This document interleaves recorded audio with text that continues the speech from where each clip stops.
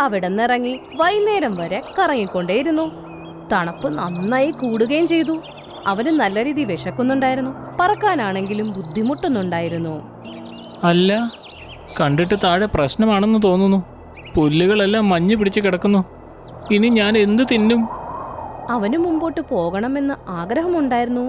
തണുപ്പ് കാരണം ചിറകുകൾ കോച്ചിപ്പിടിച്ചു. തണുത്ത കാറ്റുകൊണ്ട് മുമ്പോട്ട് പറക്കാനും പറ്റുന്നുണ്ടായിരുന്നില്ല. കാറ്റിന്റെ വേഗത കാരണം ഉറുമ്പിന്റെ വീട്ടിലേക്കാണ് ചെന്ന് വീണത്. പുൽച്ചാടിനെ കണ്ട് ഉറുമ്പുകൾ ഞെട്ടിപ്പോയി.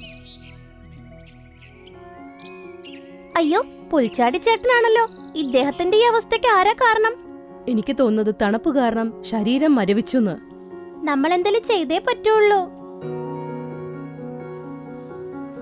നമ്മൾ കുറച്ച് തടിക്കഷ്ണം മാറ്റിവെച്ചിട്ടില്ലേ, അതിൽ നിന്ന് കുറച്ചെടുത്ത് ഇദ്ദേഹത്തിന് മുമ്പിൽ തീ കത്തിക്ക്.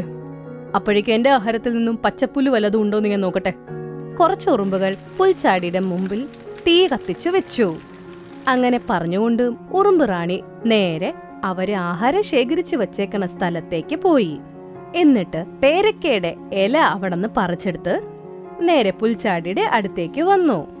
ഉറുമ്പുകൾ അപ്പോഴേക്കും പുൽച്ചാടിക്ക് വേണ്ടി തീ കത്തിച്ചിരുന്നു. അവന്റെ കണ്ണുകളും ഒപ്പം തുറന്നിരുന്നു.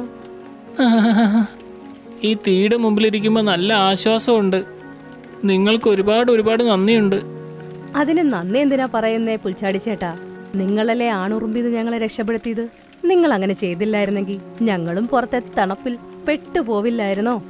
പക്ഷെ നിങ്ങൾ പറഞ്ഞത് പ്രകാരം ഞാൻ ഭക്ഷണം ശേഖരിച്ചു വെച്ചിരുന്നെങ്കിൽ ഇപ്പൊ ഇങ്ങനെ വിശന്നിരിക്കേണ്ടി വരില്ലായിരുന്നു അല്ലേ? നിങ്ങൾ വിശന്നിരിക്കണ്ട എന്റെ ചേട്ടാ. ഇന്നാ പച്ചയില തിന്നോ. ഇത് കൊള്ളാലോ. ഇത് പേരക്കയുടെ ഇലയല്ലേ? ഇതെനിക്ക് വളരെ ഇഷ്ടമാണ്. പുൽച്ചാടി പേരക്കിടയിലെ തിന്നാൻ തുടങ്ങി. തീയുടെ മുമ്പിലിരുന്നപ്പോ അവന്റെ തണുപ്പും മാറിക്കിട്ടി. ഇല തിന്ന് അവന്റെ വിശപ്പും അടങ്ങി. അങ്ങനെ അവന്റെ ആരോഗ്യം വീണ്ടും കിട്ടി.